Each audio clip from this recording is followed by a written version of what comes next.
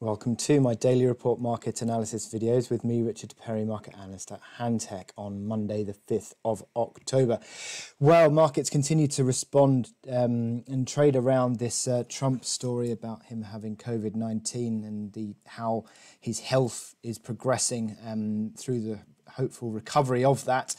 There's a risk-on move that we've seen through markets today, which is suggesting, well, coming on the back of maybe suggestions that perhaps Trump's going to be coming out of hospital soon. Now that's interesting because what we've seen is the dollar starting to tail off again. We've got the yen underperformance, main underperformance of the yen, but the dollar also underperforming as euro and sterling and Aussie and Kiwi are all performing better today. Interesting moves around the gold price. Gold has sort of been fluctuating actually in recent days as the that's the dollar chart, just to show you the come back into the support around 93.50 to 94 figure again. And we've seen that the gold price has fluctuated around and how that's consolidating around key resistance area is both remain negatively correlated with each other and how they move. I think certainly the dollar will be driving the gold price anyway.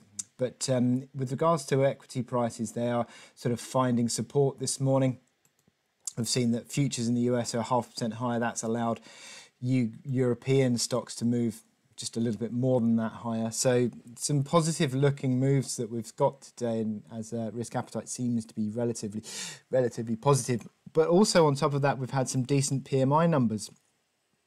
The Eurozone flash PMI, Eurozone final PMIs have been upwardly revised actually, and it's helped the composite PMI to be upwardly revised to 50.4, which is obviously encouraging to an extent, but also you've got the Euro UK as well, 56.1 on services, 56.5 on composite as the final reading for September. So some decent looking numbers out of those European PMIs, which would suggest that the recovery that we saw mid part of the summer has not tailed off quite as much as perhaps it had been expected to, as these second wave COVID infections have started to come through, and that's helped to sort of bolster also the risk positive outlook today.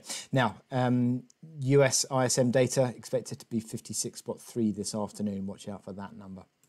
So in terms of anything else, well, we've not really got any central bankers to take note of, and the data points is just mainly focused on that ISM reading. So my chart of the day is the German DAX index. Now, DAX has been fluctuating around actually in the past week or so. It had that initial move to the downside on Friday, but that created something of a reaction from the bulls, and they really bought it quite strongly into the close actually.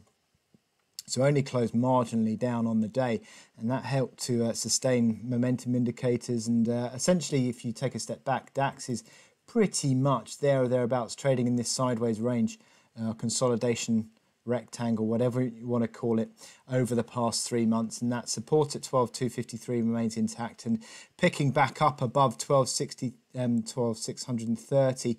I said that we'd be looking towards a test of that 12,873 reaction high from last week. Essentially, that also would be breaking out above the old pivot line, another old pivot line around 12,800. So around the middle point of this band is important. How the market resolves this little consolidation is going to be important, and you can see that momentum indicators basically neutrally configured, aren't they, flattening off around their neutral points. So it would suggest that if you do start to get a trending move, that is an important moment. Above 12,873 really does open the upside again. You'd be above all the moving averages, and you start to generate more of a positive outlook towards the highs again. But we'd be looking out for needing to see a closing breakout of that, and initially today it's just come back again, fallen back lower, back into this effectively pivot range between 12,630 to 12,800 area. So we're looking for decisive breaks, and we haven't yet seen it.